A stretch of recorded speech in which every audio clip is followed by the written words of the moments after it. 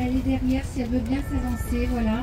Elle est de la famille des Calderons, c'est ça? Non, c'est la famille des Goldstein. Et certains des jeunes ont été libérés et ils restent en captivité. Personne, mais on a lu leur témoignage et vous avez quelque chose à nous dire aujourd'hui. Bonjour à tous, je crois qu'il y a eu des sons, je vais essayer de parler fort. Effectivement, je suis la cousine française des Goldstein-Almog qui ont été fortement éprouvés le 7 octobre dernier, puisque les terroristes sont entrés dans leur maison du kibbutz de Kfar Aza et ont tué le papa, mon cousin chéri Nadav, et sa grande fille de 20 ans, et ont pris en captivité la maman et les 3 enfants de 9, 11 et 17 ans.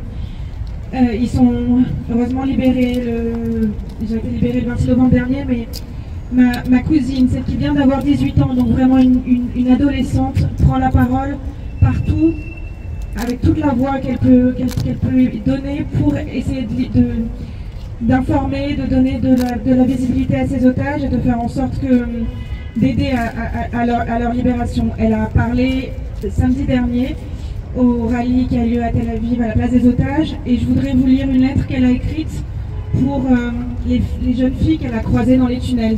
Donc je l'ai traduit en français, ça s'appelle les jeunes filles que j'ai rencontrées dans les tunnels. Elle a eu 18 ans vendredi dernier, elle est toute jeune. Je me trouvais dans un tunnel sombre et humide, profondément enfoui sous terre, lorsque j'ai entendu les récits des jeunes femmes à voix basse. C'était au-delà de simples histoires, c'était des bribes de cauchemars vivants. J'étais avec ma mère, ma protectrice, qui a fait tout ce qu'elle pouvait pour me garder en vie pendant que nous étions captifs du Hamas. Avec mes 2 jeunes frères, âgés de 9 et 11 ans, nous avions été enlevés tous les 4 de notre maison du kibbutz de Kfar Aza le matin du 7 octobre. Quelques secondes avant notre enlèvement, les terroristes ont assassiné mon père, Nadav, à bout portant, puis ma sœur aînée, Yam, et la balle lui a transpercé le visage. Leur sang a giclé partout. Nous avons enjambé le corps mourant de mon père tandis que les terroristes nous criaient dessus, nous ont fait sortir de notre maison et nous ont conduits à Gaza. Je n'ai jamais pu lui dire au revoir. Tous les espoirs que nous avions qu'il soit encore en vie ont été anéantis lorsque nous avons entendu à la radio lors de notre captivité qu'ils avaient été abattus. Nous avons été beaucoup déplacés pendant notre détention, transférés dans une série de maisons, d'appartements, de tunnels et même dans une mosquée. Nos ravisseurs étaient cruels. Pendant notre captivité, ils nous ont dit qu'ils reviendraient dans notre kibbutz. La peur était paralysante. Elle m'a envahie. Je me souviens d'avoir dit à ma mère, lorsque nous sommes entrés dans la ville, « Ils vont me torturer, ils vont me violer ». C'est dans les tunnels que j'ai rencontré d'autres jeunes femmes. La plupart d'entre elles avaient à peine 1 an de plus que mes 17 ans. Certaines avaient encore des blessures par balles ensanglantées qui n'avaient pas été soignées. L'une d'entre elles avait un membre disloqué. Elles m'ont raconté des abus sexuels terrifiants, souvent sous la menace d'une arme. Elles m'ont dit que lorsqu'elles étaient tristes et pleuraient, leurs ravisseurs profitaient encore plus de leur impuissance, en les caressant, les poussant et en touchant des parties intimes de leur corps. Elles étaient traitées comme des jouets. Ma mère, Reine, les a prises dans ses bras. Elles nous ont dit qu'elles n'avaient pas entendu le mot « Ima », maman, depuis si longtemps. Leur mère leur manquait terriblement. Ma maman m'a dit plus tard qu'elle avait l'impression qu'elles étaient toutes ses filles, puisque elles-mêmes venaient de perdre la sienne. Ces jeunes femmes étaient effrayées et craignaient pour leur vie. Elles nous ont supplié d'aller voir leur famille si nous étions libérés. Dites-leur que vous nous avez vus, ont-elles dit, mais ne leur dites pas tout. Préservez leurs âmes des détails horribles. Certaines d'entre elles étaient proches du point de rupture. Elles nous ont demandé de continuer à nous battre pour elles, de faire en sorte qu'elles rentrent à la maison, qu'ils rentrent tous. Ne laissez pas le monde nous oublier. Elles m'ont dit cela il y a plus de 50 jours. Les femmes que j'ai rencontrées en captivité sont fortes, elles sont résistantes. Et malgré tout ce qu'elles ont vécu, un mal dont aucun être humain ne devrait jamais être témoin, elles se sont accrochées à l'espoir.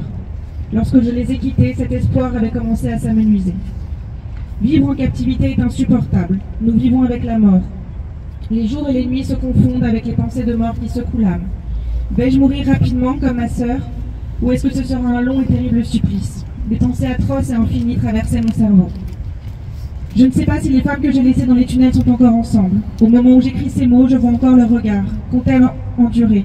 Sont-elles encore maltraitées? Sont-elles encore en vie? Le 26 novembre, j'ai été libérée avec ma mère et mes frères après 51 jours de captivité à Gaza. Mais je suis changée à jamais. Le 7 octobre, j'ai vu le mal dans toute son immensité. J'ai vu un mal dont je ne soupçonnais pas l'existence. Les méchants des films d'horreur les plus effrayants ne sont rien comparés à la cruauté et à la brutalité de ces terroristes. Ma famille a été détruite par ce mal. Un père et une sœur assassinés, 51 jours entre les mains de terroristes, ce ne sont pas des choses auxquelles on peut faire face quand on a 17 ans.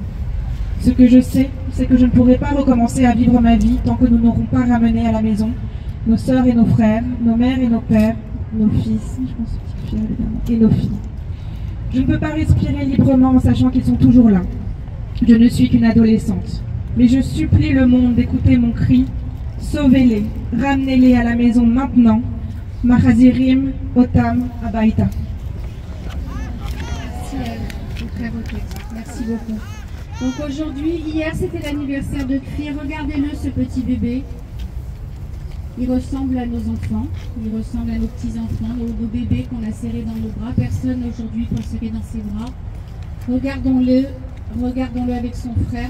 Ne les oublions pas, c'est pour ça que vous êtes tous ici, tous les vendredis depuis maintenant 3 mois. On ne les oublie pas. Le jaune, c'est la couleur des otages. Je vois que certains ont le ruban jaune.